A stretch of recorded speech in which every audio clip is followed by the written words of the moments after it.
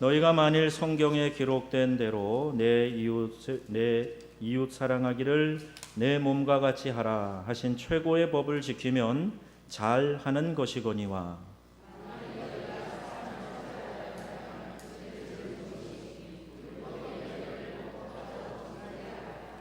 누구든지 온 율법을 지키다가 그 하나를 범하면 모두 범한 자가 되나니.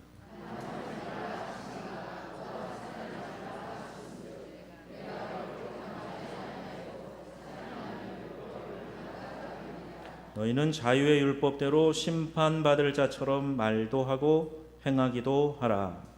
긍휼을 행하지 아니하는 자에게는 긍휼 없는 심판이 있으리라. 긍휼은 심판을 이기고 자랑하느니라. 한 8년간 프랑스에 살다가 한국에 들어와서 제일 먼저, 제 기억으로는 제일 먼저 본 것 같은데 영화를 봤습니다. 제목이 명량이었어요. 그 영화를 보면서 제가 얼마나 흐느껴 울었는지 모릅니다. 얼마나 눈물이 쏟아지던지. 지도자의 외로움, 또 비난과 냉소에도 흔들리지 않는 리더, 충성심과 목표를 향해 전진하는 리순신, 그 모습이 참 굉장히 존경스러워 보이고 참 멋있어 보였어요.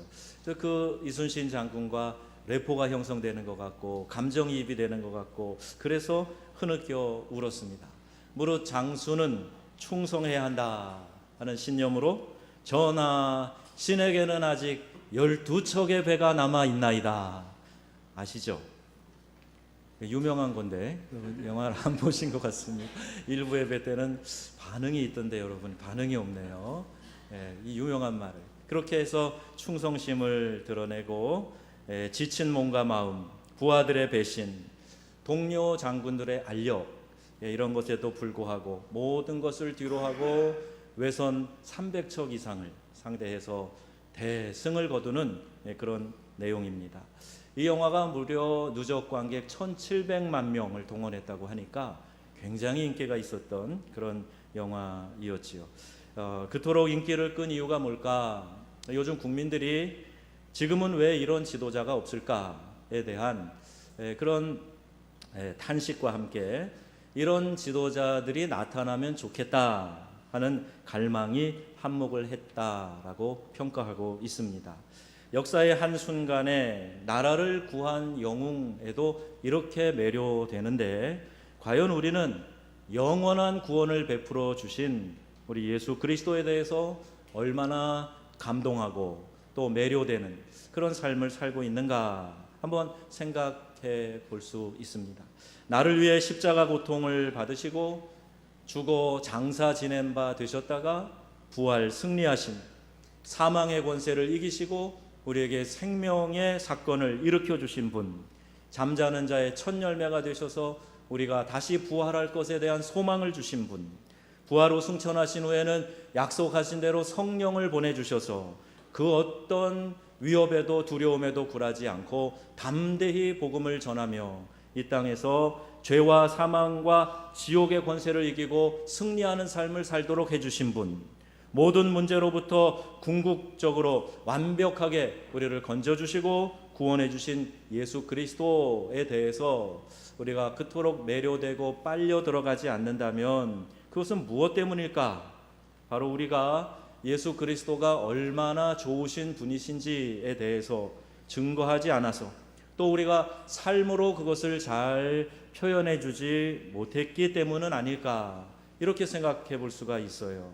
예수님을 믿어도 늘 한숨을 짓고 짜증내고 다투고 분열하고 있다면 어떻게 세상이 우리의 믿음의 대상인 예수님에게 매료될 수 있겠는가? 예수 믿는 사람들은 과연 다르다. 뭐가 그렇게 기쁨이 충만한지 모르겠어. 그래서 소망에 관한 이유가 뭔지 우리에게 자꾸 사람들이 물어보는 거예요. 뭐가 그렇게 좋아? 뭐 신나는 일이 있어? 그럴 때 우리가 담대하게 예수님을 증거해야 되는데 아무도 물어보지 않아요. 오히려 걱정합니다. 무슨 어려운 일 있어? 사람들이 주변에 걱정을 해줘요. 이렇게 복음을 듣고 그 큰 구원의 은총을 받은 성도들이 이 땅을 사는 동안에 자유함과 기쁨을 누리지 못하고 산다면 이게 얼마나 안타깝고 또 부끄러운 일이겠습니까? 예수님은 우리에게 분명한 삶의 방식을 보여주셨어요. 너희가 이렇게 살면 이 세상이 복음에 매료될 거야. 이 세상이 복음 앞으로 나오게 되고 구원을 얻게 될 거야. 이렇게 말씀하고 계십니다. 그게 오늘 8절 말씀이에요. 너희가 만일 성경에 기록된 대로 내 이웃 사랑하기를 내 몸과 같이 하라 하신 최고의 법을 지키면 잘하는 것이거니와, 이렇게 말씀하고 있어요. 여기 최고의 법이라고 하는 단어는 우리 신약 성경이 기록된 헬라어 원문에 노모스 바실리코스라는 단어입니다. 노모스라는 말은 법률이라는 뜻이고 바실리코스는 바실레이아, 왕국이라는 것과 같은 의미에서 왔어요. 이 말은 왕의 법, 로얄 로, 왕의 법을 의미하는 거예요. 이것이 이 최고의 법이 바로 이웃을 내 몸처럼 사랑해라 하는 것, 이것이 주님께서 우리에게 주신 최고의 법이라는 겁니다.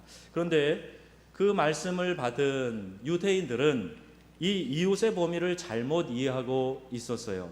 유대인들은 모세 오경을 경전으로 삼는데 거기에 있는 레위기 19장 18절에 원수를 갚지 말며 동포를 원망하지 말며 내 이웃 사랑하기를 내 자신과 같이 사랑하라 나는 여호와니라, 이 말씀이 있습니다. 그래서 이들은 동포 사랑하는 데 있어서는 최선을 다하는 거예요. 같은 유대인들을 이웃의 범위에 둡니다. 그러니까 이들은 동족이라 그러면 이웃이라고 생각하고 잘 대해줬는데 동족이 아니면 이웃으로 생각하지 않는 거예요. 지금도 이 팔레스타인 가자 지구에 가면은 끊임없이 충돌이 일어납니다.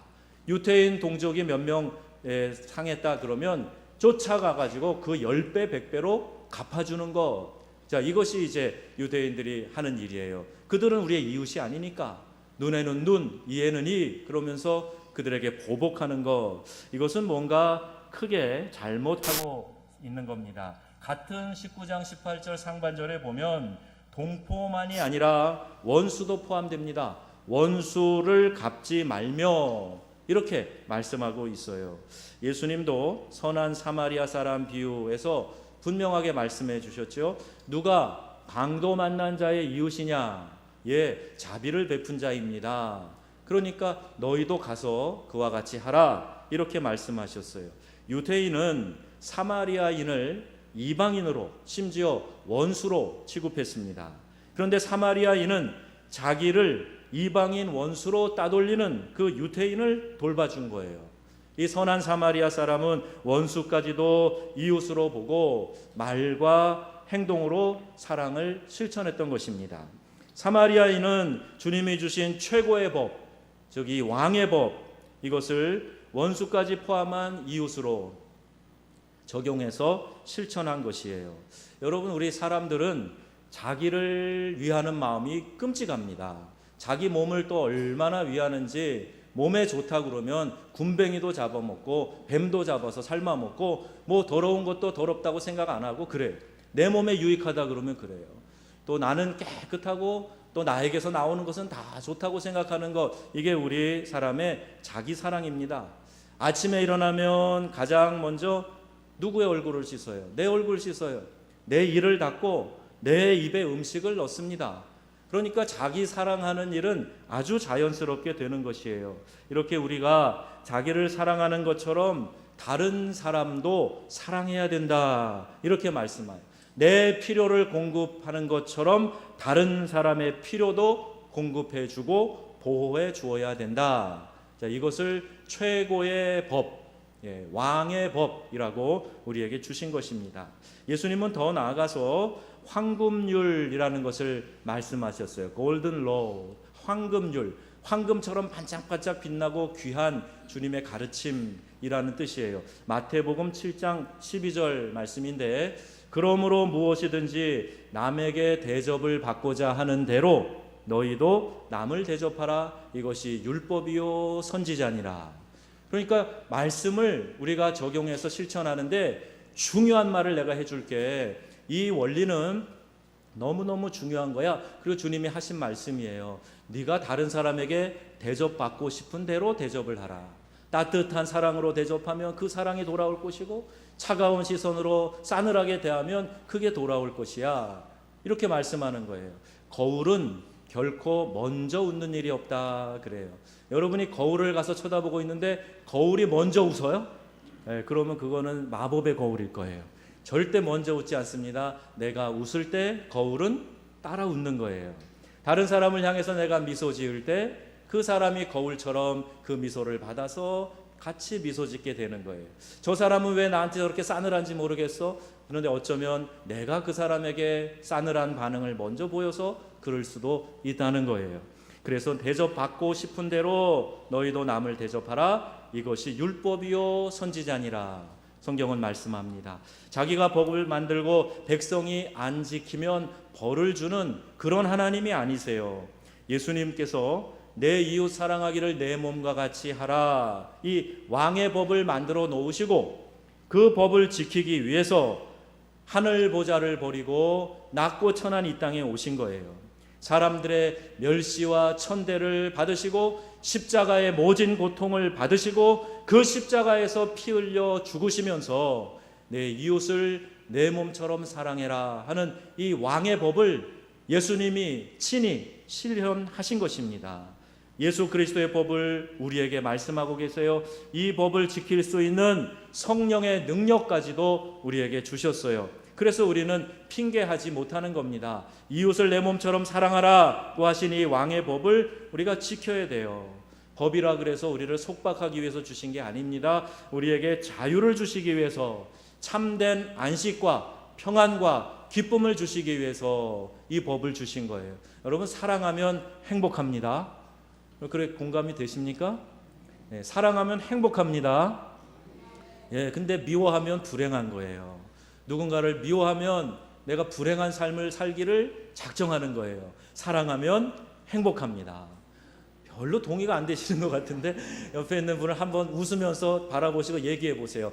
사랑하면 행복합니다. 예, 사랑하면 행복합니다. 예.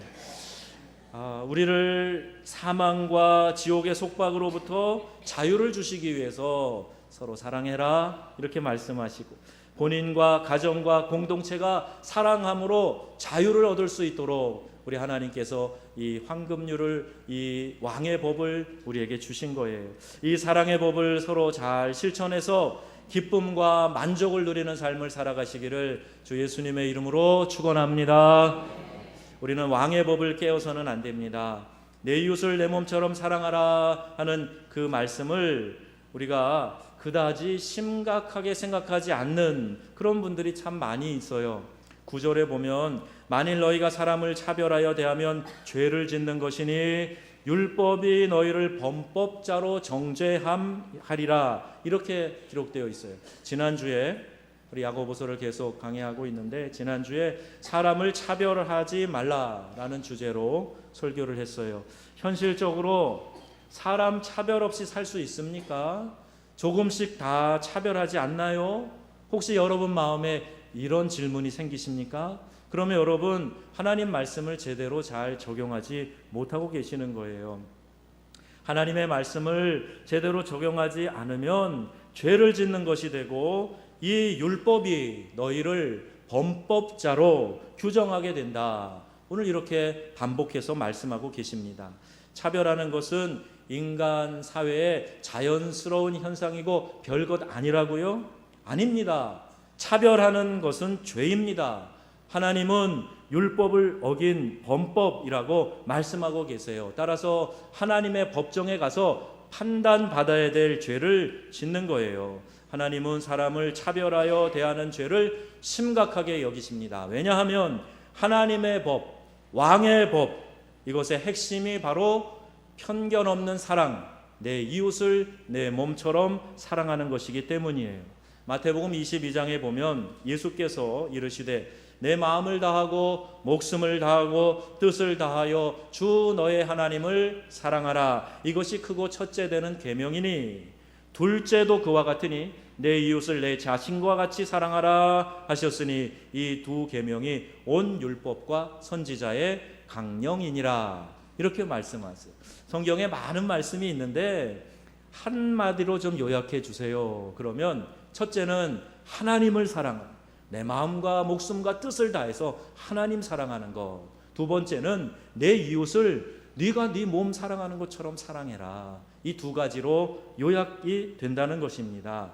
그래서 사람을 차별하는 것은 사랑하라고 하신 이 율법의 핵심을 놓치는 범죄가 되는 거예요.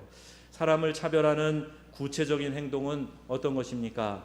편을 나누고 그룹을 짓는 거예요. 다른 사람을 배척하고 왕따시키고 좋아하는 사람만, 마음에 맞는 사람만, 내 편인 사람만 사랑하고 교제하는 것. 자, 이것이 바로 차별하는 겁니다. 참새들이 전깃줄에 앉아서 뭔가 짹짹짹짹 하고 이야기하는 거를 제가 유심히 본 일이 있어요. 새들의 언어를 좀 알았다면, 아니 좀 물어보고 싶어요. 무슨 얘기하는 거니? 이렇게 물어보고 싶어요. 근데 그냥 제 마음에 드는 생각은 얘들끼리 인사한다는 생각이 들어요. 짹짹짹짹. 특히 아침에 많이 이렇게 수다를 하는데 잘 잤어? 별일 없었어? 오늘 하루 잘 지내? 이렇게 인사하는 것 같아요. 옆에 있는 사람 이렇게 쳐다보고 이렇게 쳐다보고 인사합니다. 그리고 전깃줄에서 부두둑 날아갈 때는 돌아보면서 또 짹짹하고 날아가요. 인사하는 것 같아요. 미물인 참새도 이렇게 서로 인사하고 지내는데, 사람인 우리가 좋은 사람만 인사하고 나를 이해해주는 사람, 사랑하는 사람만 가까이 하고 이러면 안 된다는 거예요. 하나님은 우리에게 내 이웃을 사랑하라 내 몸처럼 이렇게 말씀하실 때 그 대상을 규정하도록 하지 않으셨습니다. 여러분, 이런 의문이 드실 거예요. 제가 일반적으로는 다 잘해요. 그런데 그 사람 도저히 사랑할 수 없고 그 사람 미움받기에 마땅해요.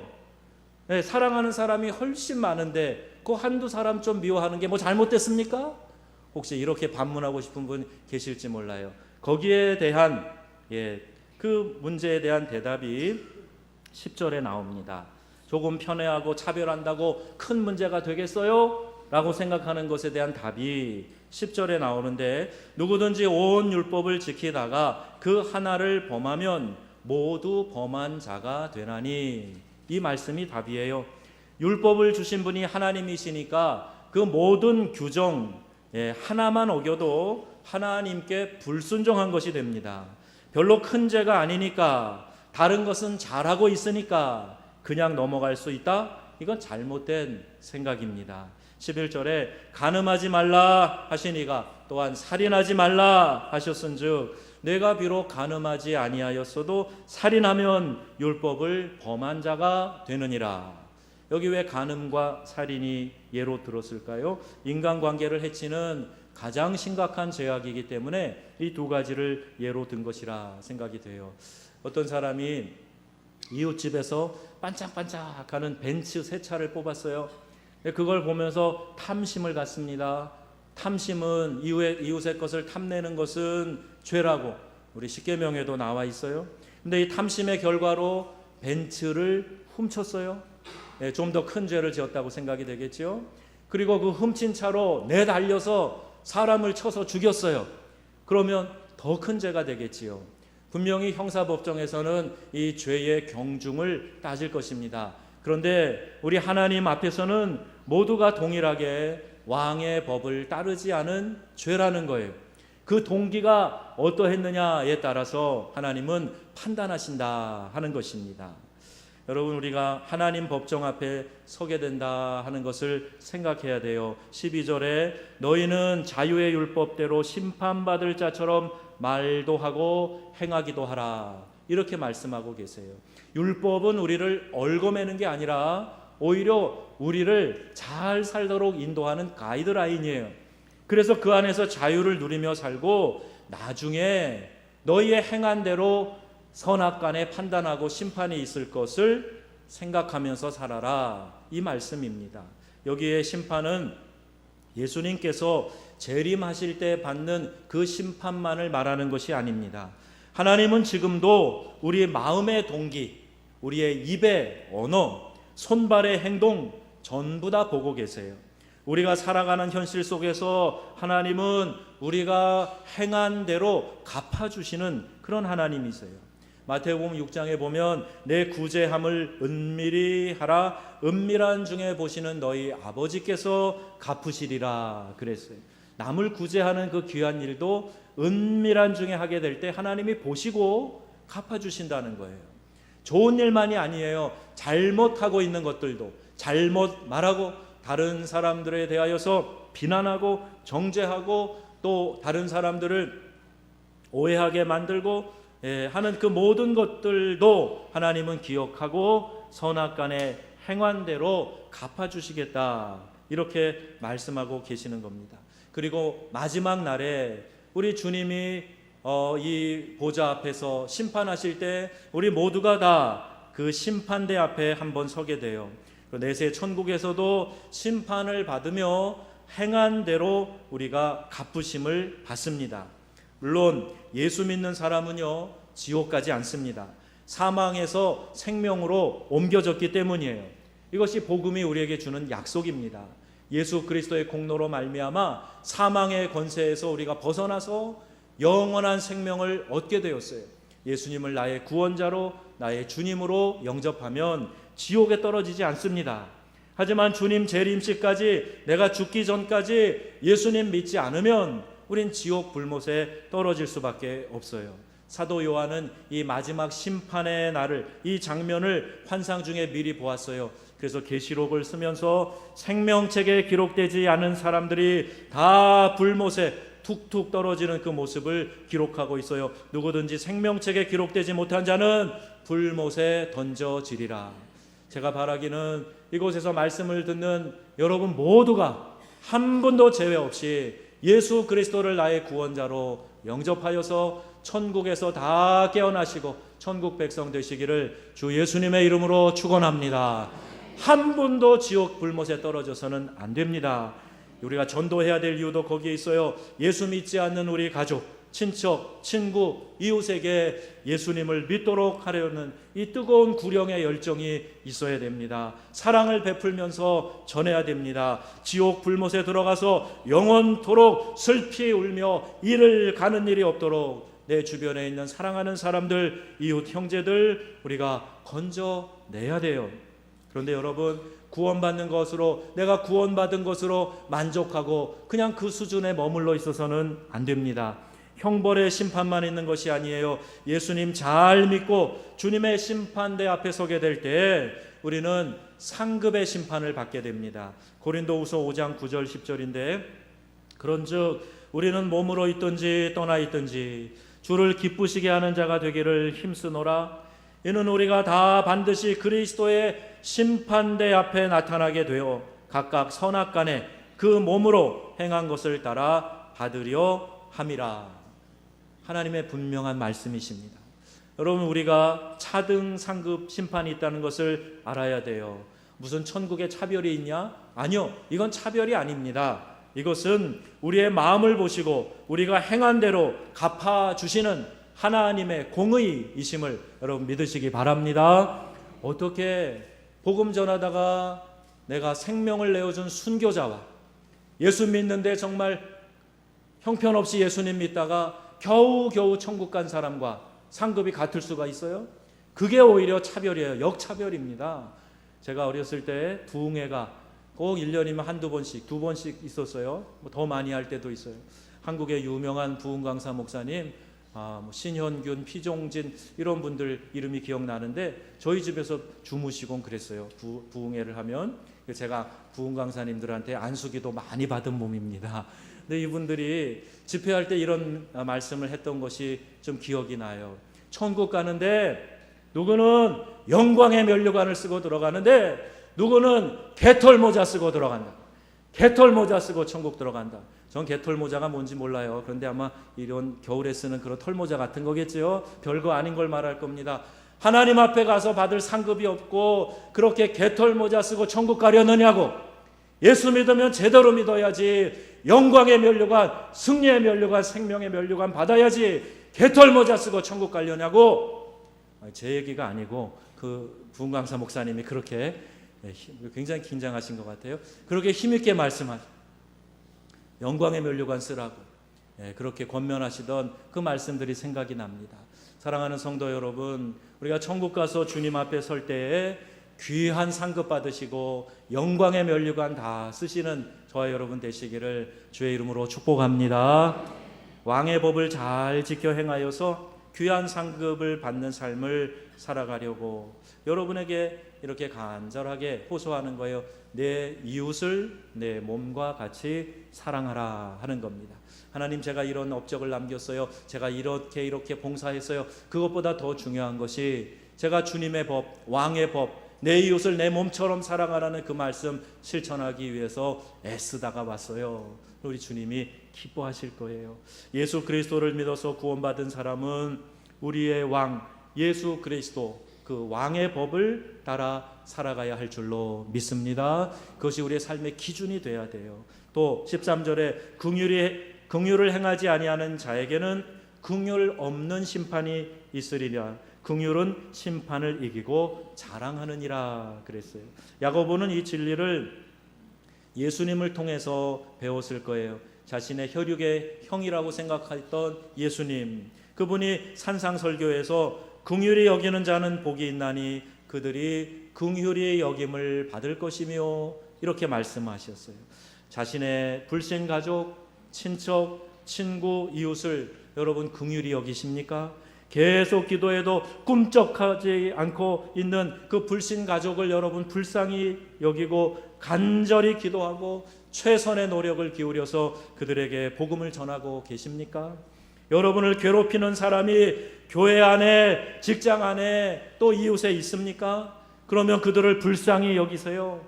그가 회개하고 복음을 받아들이도록, 그가 회개하고 또 변화되도록 기도하세요. 하나님이 불쌍히 여기시니 나도 내 이웃을 긍휼히 여겨야 됩니다. 나를 괴롭히더라도 내가 사랑해야 될 내 이웃이기 때문이에요. 화가 나고 되갚아주고 싶고 심지어 저주하고 싶은 그런 마음이 드십니까? 모든 판단과 다스림을 하나님께 맡기고 축복하세요. 그래야 근본적인 해결을 경험할 수 있게 되는 것입니다. 죄지은 나를 위해서 십자가에 달려 고통당하시는 예수님이 그 고통 중에 아버지, 저들의 죄를 사하여 주옵소서, 자기들이 하는 일을 알지 못하기 때문입니다. 이렇게 예수님이 절규하며 기도하셨어요. 그리고 그 주님께서 우리에게 가르쳐 주신 기도문 가운데 우리에게 잘못한 사람을 용서해 준 것 같이 우리의 죄를 사하여 달라, 이렇게 기도하라고 가르쳐 주고 계십니다. 여러분, 날마다 이 주기도문을 외우면서 나에게 잘못한 사람은 내가 꽉 움켜쥐고 풀어주지 않고 용서하지 않으며 하나님 저의 죄를 용서해 주세요, 이 기도 안 들으신다는 거예요. 여러분, 이웃을 사랑하라, 이 왕의 법을 주신 주님께서 그 사랑을 실천하도록 우리에게 강권하고 계시는데, 이 사랑을 실천하면서 여러분 다른 사람을 긍휼의 마음으로 베푸시고 사랑하시고 모든 묶어진 것들을 풀어주셔서 주님의 사랑과 은혜가 여러분의 심령 가운데 충만하기를 주 예수님의 이름으로 축원합니다. 오늘 내 자신과 우리 사회의 죄악의 문제를 해결하는 것은 복음밖에 없습니다. 예수 그리스도밖에 없어요. 이순신 같은 영웅이 해결해 줄 수 없습니다. 예수님에게 있습니다. 예수 그리스도의 긍휼의 사랑에 부딪히며 마음이 녹아서 나 같은 사람도 사랑해 주시고 나 같은 사람을 불쌍히 여기셔서 십자가 고통당하고 생명을 내어주셨는데, 우리 주님의 사랑 본받아서 나도 그 사랑 실천하며 내 이웃 사랑하며 살아가겠습니다. 사람을 차별하여 대하지 않고 다른 사람을 차별로 미워했다가도 돌아서서 회개하고 내 이웃을 내 몸처럼 사랑하겠습니다. 이러한 결단이 오늘 우리에게 있어야 될 줄로 믿습니다.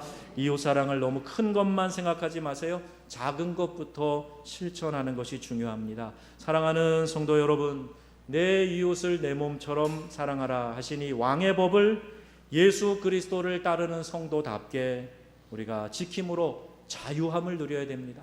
모든 묶여있는 것에서부터 우리가 풀어져야 돼요. 이 법대로 살면서 자유함을 얻는 가정, 자유함을 얻는 교회, 자유함을 얻는 직장과 나라 이루어 가야 됩니다. 이 귀한 일에 적극적으로 모두가 순종하여서 큰 은혜와 화평을 누리시기를, 자유를 누리시기를 주 예수님의 이름으로 축원합니다.